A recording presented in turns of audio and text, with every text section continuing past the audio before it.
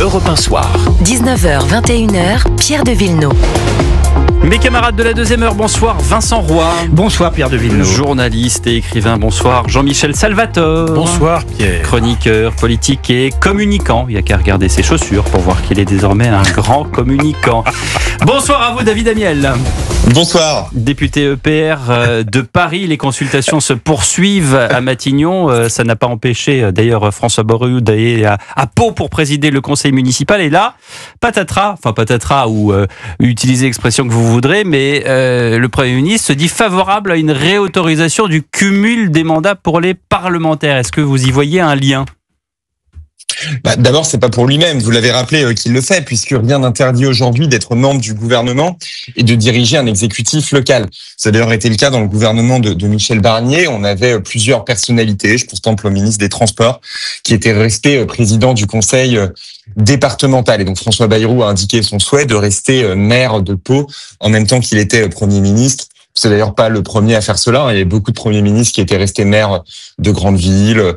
Pierre Mauroy, évidemment Jacques Chirac à l'époque à Paris. Vous aviez également Michel Rocard et d'autres. Et puis ensuite, il y a un autre débat qui est le cumul entre les fonctions exécutives locales et les fonctions parlementaires. Et donc effectivement, le Premier ministre a ouvert le débat. Je crois que c'est un débat qu'il faut qu'on puisse avoir. La question se pose, savoir de quel mandat exécutif local on parle, comment ça s'articulerait. Je trouve que c'est normal que ce débat existe et vive, mais c'est très important de dire que ça n'a rien à voir avec la situation personnelle de François Bayrou, qui lui, dans tous les cas, n'est pas concerné par l'interdiction actuelle. Oui, mais vous l'avez dit, David Amiel, mais j'aimerais avoir quand même votre opinion personnelle. Si vous, par exemple, vous êtes pour ou contre le cumul des mandats. Moi, j'étais au niveau des parlementaires, je suis contre le fait qu'on puisse cumuler avec des exécutifs locaux de taille importante. Ensuite, la question est légitime de savoir si, pour des responsabilités plus petites, que ce soit dans des petites villes ou bien que ce soit pour des postes, par exemple, d'adjoint, on puisse éventuellement cumuler avec un mandat législatif. Je trouve que c'est un débat légitime. Comment est-ce que vous voyez cette annonce, alors que on a envie de dire c'est quand même peut-être pas la première chose à laquelle devrait s'attacher François Bayrou, même si je suis un peu injuste en disant ça parce que j'imagine qu'il a dit ça au détour d'une phrase et on l'écoutera tout à l'heure. Comment est-ce que aujourd'hui les consultations avancent à Matignon, ou en tout cas quel son de cloche avez-vous, puisque quand on a vu les différentes forces politiques sortir de Matignon, par exemple la vôtre, Gabriel Attal, lui, il n'a rien dit au micro, donc on ne sait pas trop si ça s'est, entre guillemets, bien passé ou mal passé avec François Bayrou. Non, ça s'est bien passé. Et précisément, la raison pour laquelle on ne s'est pas exprimé de manière publique, c'est qu'on est là, nous, pour aider le Premier ministre. On le soutient parfaitement dans son œuvre, dans ce qu'il essaye d'entreprendre, parce que le pays a besoin d'éviter à la fois l'instabilité et l'immobilisme. Et moi, je suis surpris de voir des forces politiques se remettre à multiplier des conditions dans tous les sens. On peut vraiment pas se permettre de perdre de temps. On a un budget à faire adopter le plus rapidement possible, parce qu'aujourd'hui, nos finances publiques, notre économie est en sursis. Il n'y a pas de budget pour l'année 2025. Ça ne s'était pas produit depuis près d'un demi-siècle, et ça fait peser un risque très important. On a une économie française qui est en train de se mettre progressivement à l'arrêt. Le risque, c'est pas tellement la mort subite. La loi spéciale qu'on a votée aujourd'hui, elle permettra d'éviter qu'on ait, comme aux États-Unis, un shutdown, c'est-à-dire que toutes les administrations s'arrêtent le 1er janvier. Mais en revanche, on risque la mort lente. On a des industriels qui arrêtent d'investir parce qu'ils ne connaissent ni le niveau d'impôt, ni le niveau de soutien public.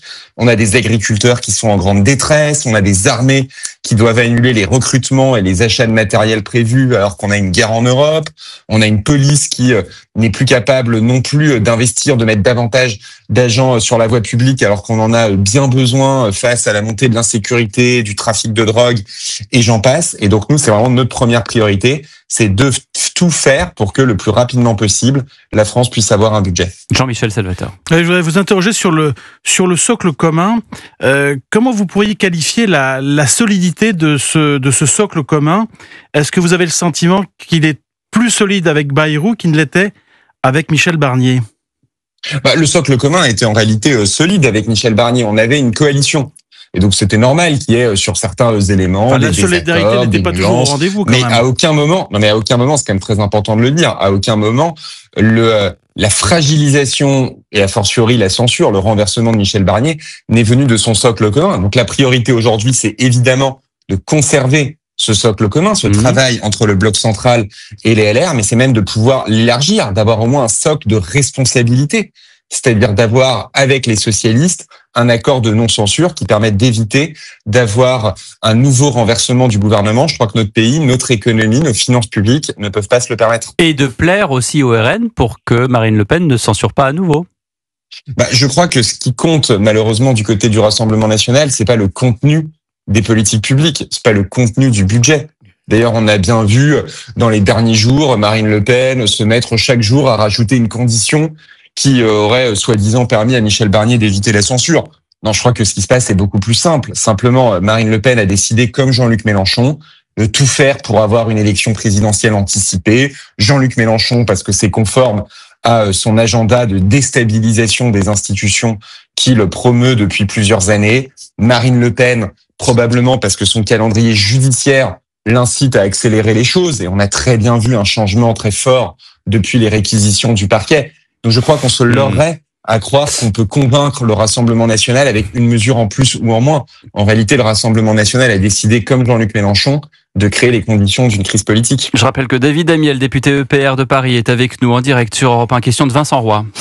Oui, bonsoir. J'avais une question au cas où, par exemple, Monsieur Bayrou conserverait à l'intérieur Monsieur Retailleau et qui en pince pour la loi immigration. Comment pourrait se comporter le socle commun et notamment son aile gauche, c'est-à-dire le PS? Est-ce que pour le coup, vous pourriez éviter la censure avec Retailleau à l'intérieur?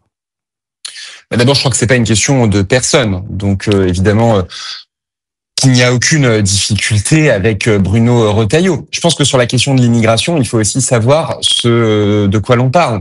On aura de toute façon besoin d'une loi immigration pour transcrire dans le droit national l'accord qui a été obtenu au niveau européen. Il est extrêmement important parce que on a voté beaucoup de lois ces dernières années. La dernière, je l'ai votée, c'était la loi proposée par Gérald Darmanin il y a 1 an pour permettre d'expulser plus facilement des personnes qui sont sur notre sol, qui sont en situation irrégulière et qui n'ont pas le droit à l'asile. On sait que les procédures sont très lentes, que les obligations de quitter le territoire français sont trop peu exécutées. Donc on a voté cette loi qui donne des résultats, puisque depuis plusieurs semaines, on voit le taux d'exécution des OQTF, comme on dit, donc le taux d'exécution de ces obligations de quitter le territoire qui augmente. Mais en revanche, il manque une chose, et la plus importante, c'est de pouvoir éviter que des personnes qui n'ont pas le droit à l'asile rentrent clandestinement en France. Et pour ça, on a besoin d'être beaucoup plus efficace aux frontières européennes, de pouvoir reconduire immédiatement, dès qu'elles arrivent en Italie, en Grèce, en Espagne, des personnes qui n'ont pas à y être. Et pour ça, on a besoin de transcrire dans le droit national cet accord européen.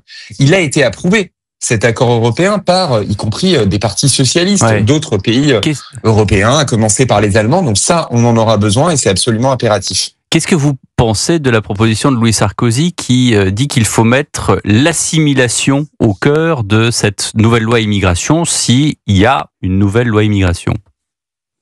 Écoutez, je n'ai pas vu des propositions de Louis Sarkozy. Je ne peux pas répondre précisément à cette question.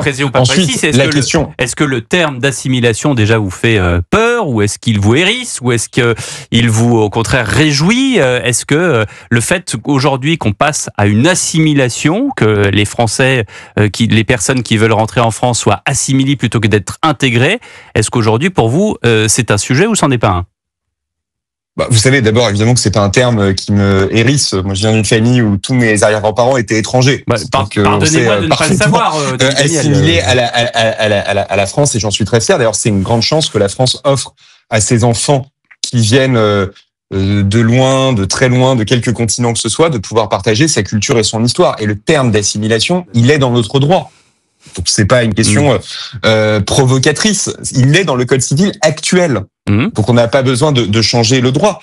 En revanche, il faut effectivement pouvoir renforcer les moyens, notamment d'acquisition de la langue française, d'acquisition de notre culture et notre histoire. Et ça fait partie des choses qu'on a votées dans la loi immigration l'année dernière. Donc vous dites, est-ce qu'il faut le mettre dans la prochaine loi? On l'a déjà mis dans la loi précédente. Il y a eu d'ailleurs un changement de philosophie très important qui avait été porté par notre majorité, par Gérald Darmanin, qui est de demander en quelque sorte aux étrangers qui demandent des titres de séjour, non pas une obligation de moyens, c'est-à-dire prenez un certain nombre d'heures de cours, mais une obligation de résultat. C'est-à-dire montrer que vous avez un niveau minimal maîtrise de la langue française, des valeurs républicaines. Ça, on l'a mis dans le droit. Et il faut maintenant, évidemment, veiller à sa bonne application. Vous savez, on a l'habitude en France de voter beaucoup de lois et de pas toujours les mettre en place. Je crois qu'on est vraiment dans ce moment-là de la mise en œuvre. Vous avez raison de le dire, David Amiel. Jean-Michel Salvatore. À vous écouter donc, vous considérez qu'il est plus nécessaire de faire une nouvelle loi sur l'immigration, alors qu'à l'époque de Michel Barnier, il était vraiment clair qu'il y aurait une loi sur l'immigration. Non, c'est pas ce que j'ai dit. J'ai dit au contraire qu'il fallait une loi immigration pour transcrire l'accord européen. Pardon ? J'ai précisément dit qu'il fallait, dans tous les cas, une loi pour transcrire l'accord européen, ce qu'on appelle le pacte asile-migration. Plutôt qu'une nouvelle loi avec de nouvelles dispositions, c'est ça que vous dites ? Non, ce que je dis, c'est que pour ce qui est du droit national, c'est-à-dire pour ce qui est de la simplification des procédures françaises pour expulser les personnes en situation irrégulière, on a déjà voté une loi l'année dernière et elle donne des résultats. Ce qui nous manque, c'est de pouvoir contrôler l'arrivée. Et ça, on a besoin de cet accord européen. Il a été signé, il faut maintenant qu'on le mette dans le droit national. Bruno Retailleau, il voulait faire une loi qui allait beaucoup plus loin. Il voulait une loi qui limitait le regroupement familial. Il voulait étendre les délais de séjour en CRA. Exactement. Il voulait aussi les OQTF, mettre fin à l'automaticité du droit du sol, rétablir le délit de séjour irrégulier. Est-ce que vous considérez que ça doit faire l'objet d'une nouvelle loi, ou est-ce qu'il faut laisser tomber pour faire plaisir aux socialistes qui en font un casus belli? Sachant que certaines de ces dispositions sont déjà dans le texte européen dont parle David Amiel. Je crois qu'il faut vraiment faire la part des choses. Pour moi, la priorité absolue, c'est la lutte contre l'immigration irrégulière. Donc, je vous l'ai dit, on a déjà des dispositions pour expulser. Il faut maintenant qu'on ait des dispositions pour éviter d'entrer, si je puis dire les choses ainsi. Et donc, c'est ça, à mon avis, l'urgence absolue. Et donc, effectivement, vous évoquiez d'autres questions. Il y avait dans les propositions qui avaient été faites par le Sénat des mesures de restriction des aides pour des étrangers en situation régulière. Donc des personnes qui ont obtenu un titre de séjour, qui n'ont pas fraudé, qui n'ont pas violé la loi. Ça, moi, je n'y suis pas favorable, parce que je pense que ce n'est pas la priorité aujourd'hui. Ou bien on considère que des personnes ont le droit de venir en France parce qu'on a besoin d'elles pour travailler, par exemple. Et dans ce cas-là, il est logique qu'elles aient les mêmes droits que les autres travailleurs. Ou bien on considère que ces personnes n'ont pas le droit de venir en France, qu'elles sont en situation irrégulière. Et dans ce cas-là, il faut effectivement pouvoir les reconduire à la frontière. Et là-dessus, il faut pouvoir compléter notre droit par cet accord européen qui est extrêmement important, qui peut vraiment changer la donne et qui était une des pièces manquantes à ce puzzle qui a été négocié par Emmanuel Macron et par Gérald Darmanin. Et pour ce qui est de la limitation du regroupement familial tel que le voulait Monsieur Retailleau, vous y êtes favorable ou pas ? Je vous l'ai dit, je suis pas sûr que ce soit aujourd'hui la priorité. Ça concerne assez peu de monde. En réalité, le vrai problème qu'on a aujourd'hui, c'est vraiment l'immigration irrégulière. Je crois que c'est là-dessus qu'il faut qu'on puisse se concentrer. On sait très bien qu'on a une assemblée qui est fragmentée. On pourra faire passer très peu de projets de loi dans les mois qui viennent. Moi, je ne voudrais pas qu'on soit dans une situation où on n'arrive pas à faire voter une loi indispensable pour lutter contre l'immigration irrégulière. C'est une attente très forte de nos compatriotes. Merci beaucoup David Amiel, on note bien votre inquiétude et notamment sur la situation économique dont on aura l'occasion de reparler, mais vous avez bien précisé les choses. En effet, il faut absolument voter un nouveau budget pour l'année suivante. C'est pas la loi spéciale qui va permettre de sortir le pays du chaos financier qu'il connaît.